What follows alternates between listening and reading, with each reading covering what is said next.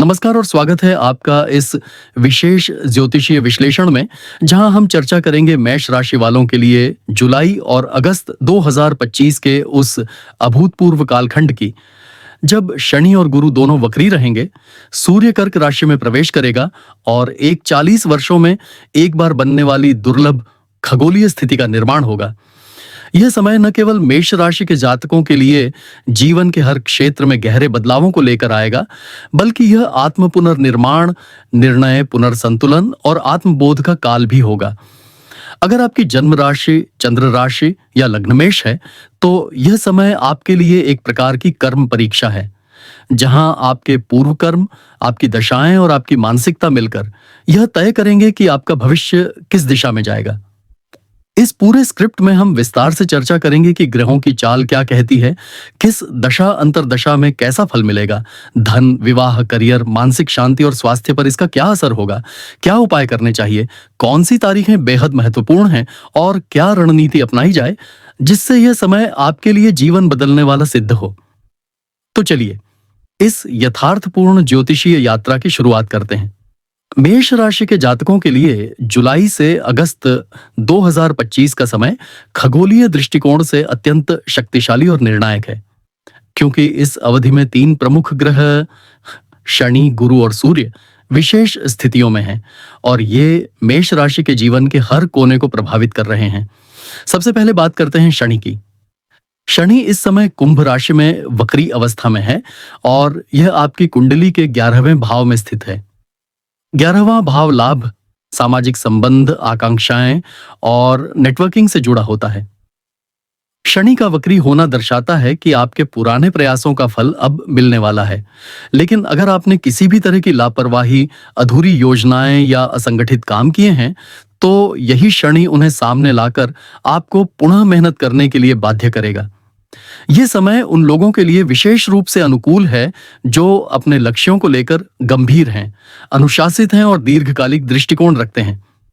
अब बात करते हैं गुरु की, जो इस समय मीन राशि में वक्री अवस्था में है, जो मेष राशि के 12वें भाव में आता है। 12वां भाव व्यय, परोपकार, विदेश यात्रा, अवचेतन मन और मोक्ष से जुड़ा होता है। गुरु का यहां वक्री होना दर्शाता है कि आप किसी पुराने आध्यात्मिक पथ या विदेश संबंधी योजना पर पुनर्विचार कर सकते हैं।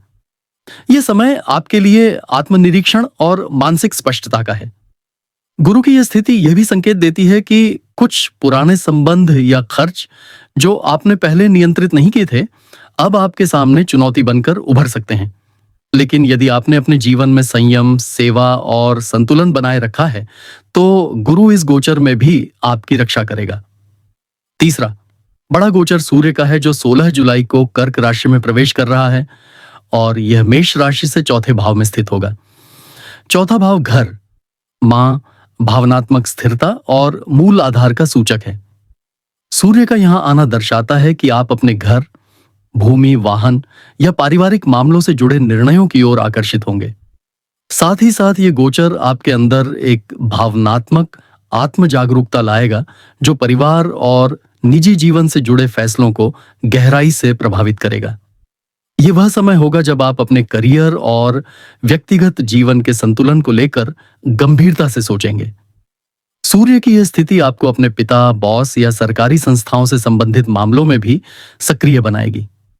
इन तीनों ग्रहों की चाल मिलकर मेष राशि के लिए एक गहरा आत्म परिवर्तनात्मक काल बना रही है। पुराने अधूरे कार्यों का परिणाम, करियर में इच्छित लाभ की प्राप्ति, विदेश संबंधी कार्यों में पुनरावलोकन, घर परिवार के मामलों में निर्णय और भीतर से जीवन के अर्थ को खोजने की शुरुआत, सब कुछ इस कालखंड में समाहित है। मेष राशि के जातकों के लिए यह समय अपने जीवन की दिशा को एक बार फिर से परिभाषित करने का है।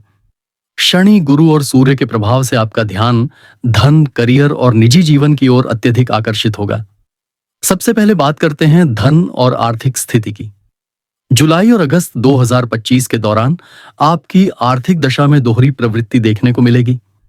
एक और शनि के 11वें भाव में वक्री होने से आपके लिए पुराने निवेश, लाभ और सहयोगियों से मिलने वाले आर्थिक अवसर दोबारा सक्रिय हो सकते हैं, लेकिन साथ ही यह आपको यह भी याद दिलाएगा कि बिना योजना और अनुशासन के किया गया खर्च या निर्णय अब भारी पड़ सकता है। जो लोग शेयर बाजार, व्यापार, नेटवर्किंग या ऑनलाइन माध्यम से पैसे कमाते हैं, उनके लिए यह समय जोखिम और अवसर दोनों लेकर आएगा। कोई बड़ा सौदा हो सकता है, लेकिन उसके पीछे पूरी पारदर्शिता और सावधानी आवश्यक होगी। अब बात करते हैं करियर और व्यवसाय की। शनि 11वें भाव में वक्री होकर यह दर्शा रहा है कि यह समय आपके लिए पूर्व में किए गए कर्मों के फल को पुनः प्राप्त करने का है। जिन लोगों ने लंबे समय से संघर्ष किया है, उन्हें इस समय तरक्की, प्रमोशन या मान सम्मान मिलने के संकेत हैं। लेकिन अगर आपने कार्यों में ढिलाई बरती है या ऑफिस पॉलिटिक्स में उलझे रहे हैं, तो यह समय आपके लिए आत्मचिंतन और सुधार का है। गुरु का 12वें भाव में वक्री होना यह दर्शाता है कि करियर से संबंधित कोई अंतर्राष्ट्रीय अवसर या विदेश यात्रा में विलंब हो सकता है। लेकिन यह विलंब अंततः आपके लिए लाभकारी सिद्ध होगा, क्योंकि यह आपको अपनी योजनाओं को और मजबूत करने का समय देगा। नए व्यापार की शुरुआत के लिए यह समय योजना बनाने का है। क्रियान्वयन अगस्त के अंत के बाद करना बेहतर रहेगा। विवाह और प्रेम जीवन के मामले में यह समय संवेदनशील है। गुरु के 12वें भाव में वक्री होने से आपके अंदर आत्मत्याग, सेवा और समझ की भावना जागेगी, लेकिन भावनात्मक उलझनें भी बढ़ सकती हैं। जो लोग रिलेशनशिप में हैं, उनके लिए यह समय रिश्ते को समझने और मजबूत करने का है। यदि आपने अपने पार्टनर की भावनाओं की अनदेखी की है, तो अब उन्हें समय देना आवश्यक होगा। मेष राशि के लोग स्वभाव से तेज और स्वतंत्र होते हैं, लेकिन इस समय उन्हें धैर्य, संवाद और सहयोग को अपनाना होगा। जो लोग विवाह की योजना बना रहे हैं, उनके लिए यह समय विशेष रूप से परीक्षणात्मक हो सकता है। परिवार से जुड़े दबाव, घर परिवार की जिम्मेदारियां या पार्टनर के प्रति शंका उत्पन्न हो सकती है। सूर्य के चौथे भाव में होने से यह सभी स्थितियां पारिवारिक माहौल पर भी असर डालेंगी। इसलिए बात करें, स्पष्ट रहें और किसी भी परिस्थिति में अहंकार को आड़े ना आने दें। मेष राशि के जातकों के लिए यह समय मानसिक, भावनात्मक और आत्मिक स्तर पर विशेष सजगता का है। जब गुरु 12वें भाव में वक्री होता है, शनि 11वें में और सूर्य चौथे भाव में स्थित होता है, तब व्यक्ति का ध्यान बाहरी दुनिया से हटकर भीतर की ओर चला जाता है।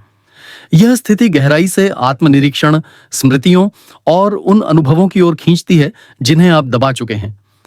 हो सकता है कि इस समय आप बार बार अतीत की घटनाओं को सोचें, पुराने लोगों की याद आए और खुद से यह प्रश्न करें कि आप कहाँ जा रहे हैं और क्यों। यह ग्रह स्थिति आपको आत्मचिंतन की ओर ले जाएगी, और यदि आप इसे स्वीकार कर आत्म जागरूकता की दिशा में आगे बढ़ते हैं, तो यही समय आपको मानसिक शांति और आत्मस्थिरता प्रदान कर सकता है। स्वास्थ्य की दृष्टि से यह समय मिश्रित परिणाम देने वाला हो सकता है। सूर्य का चौथे भाव में गोचर दर्शाता है कि हृदय, पीठ और पेट से संबंधित समस्याएं आपको प्रभावित कर सकती हैं। जो जातक पहले से ही हाई ब्लड प्रेशर, पाचन या नींद से जुड़ी समस्याओं से जूझ रहे हैं, उन्हें विशेष सतर्कता बरतनी चाहिए। गुरु का 12वें भाव में वक्री होना दर्शाता है कि यह समय आपके लिए मानसिक थकान, अनिद्रा और एक प्रकार की ऊब और निराशा भी ला सकता है। यही कारण है कि इस अवधि में ध्यान, योग और सकारात्मक दिनचर्या बनाए रखना आवश्यक होगा। आध्यात्मिक रूप से यह समय अत्यंत प्रभावशाली है।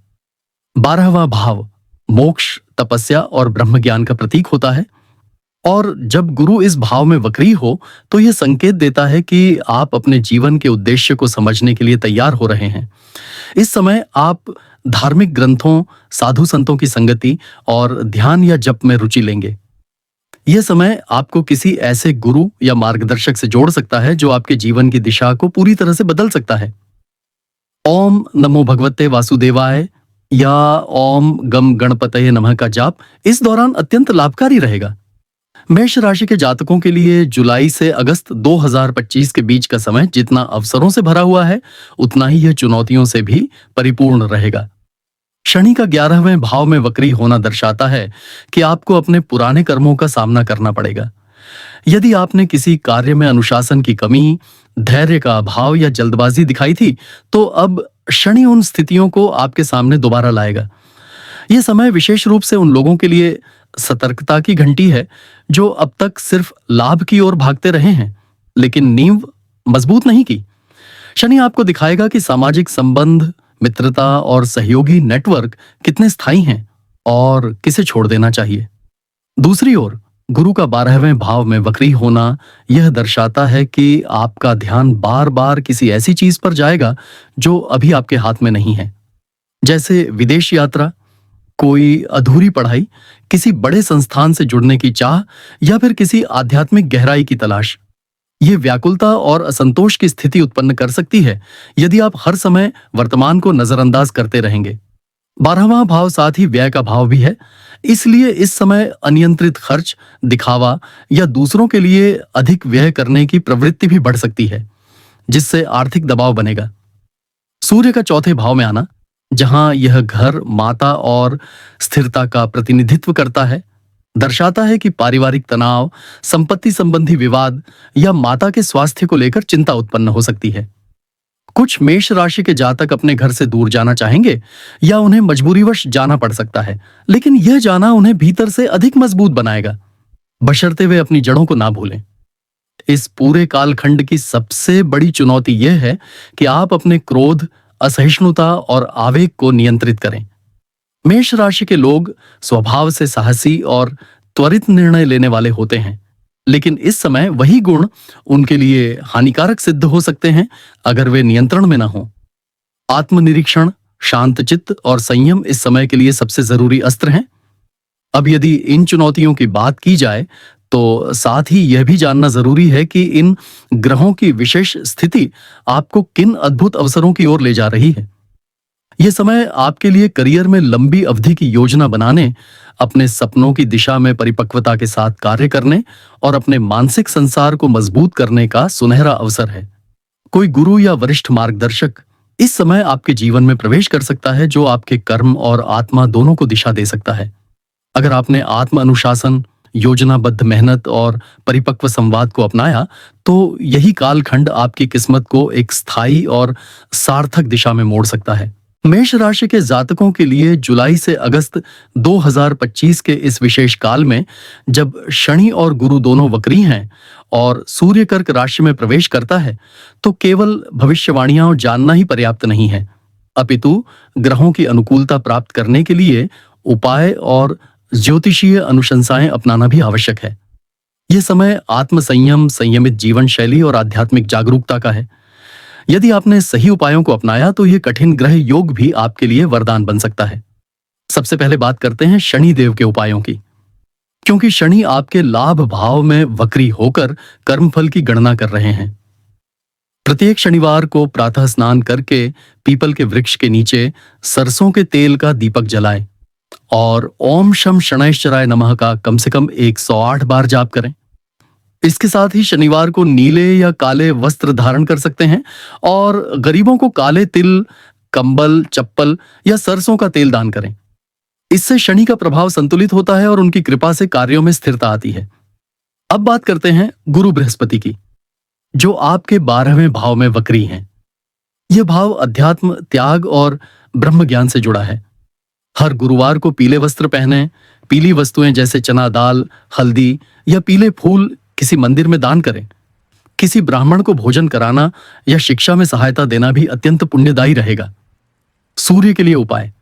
सूर्य आत्मा का कारक है और इस समय चौथे भाव में है, जो पारिवारिक सुख, माता और मूल आधार से जुड़ा है। प्रतिदिन प्रातः सूर्य को तांबे के लोटे से जल अर्पण करें और एयूएम घृणी सूर्याय नमः का जाप करें। इससे पारिवारिक जीवन में स्थिरता आएगी और आत्मबल मजबूत होगा। अब बात करते हैं उन महत्वपूर्ण तिथियों की जो आपके लिए विशेष फलदायक या संवेदनशील सिद्ध हो सकती हैं। 16 जुलाई 2025 सूर्य का कर्क राशि में गोचर। घर, परिवार और मां से जुड़े निर्णय इस समय लिए जा सकते हैं। 22 जुलाई 2025 गुरु पूर्णिमा, गुरु वंदना, ध्यान और किसी आध्यात्मिक साधना की शुरुआत के लिए अत्यंत शुभ। 24 जुलाई 2025 मंगल का कर्क राशि में प्रवेश। आवेग और क्रोध पर नियंत्रण आवश्यक होगा। 31 जुलाई 2025 शनि अमावस्या, शनि शांति और पितृदोष निवारण हेतु अत्यंत लाभकारी। 4 अगस्त 2025 बुध का सिंह राशि में गोचर, संचार, सोच और निर्णय लेने की क्षमता में सुधार। 7 अगस्त 2025 श्रावण पूर्णिमा, धार्मिक कार्य, गुरु पूजन और ब्रह्म ज्ञान हेतु विशेष दिन। इन तिथियों के आसपास किसी भी बड़े निर्णय जैसे संपत्ति की खरीद बिक्री, नौकरी में बदलाव, रिश्तों से जुड़ा कोई नया कदम या लंबी यात्रा करने से पहले पंचांग देखना लाभकारी रहेगा। इन उपायों और तिथियों के पालन के साथ आपको कुछ व्यवहारिक सलाहें भी अपनानी चाहिए, जैसे क्रोध में कोई निर्णय न लें, अपने संपर्कों को मजबूत बनाएं, माता पिता से संवाद बनाए रखें, अधूरी योजनाओं को दोबारा सक्रिय करें और किसी आध्यात्मिक मार्गदर्शक से संपर्क में रहें। याद रखिए, मेष राशि की शक्ति उसकी निर्भीकता में है, लेकिन इस बार वह निर्भीकता धैर्य और विवेक के साथ जुड़नी चाहिए। मिलते हैं अगली राशि की विस्तृत चर्चा में। तब तक के लिए अपना ध्यान रखें, अपने मन को स्थिर रखें और अपने जीवन को सार्थक बनाएं। हर हर महादेव, जय शनिदेव, शुभम भवतु।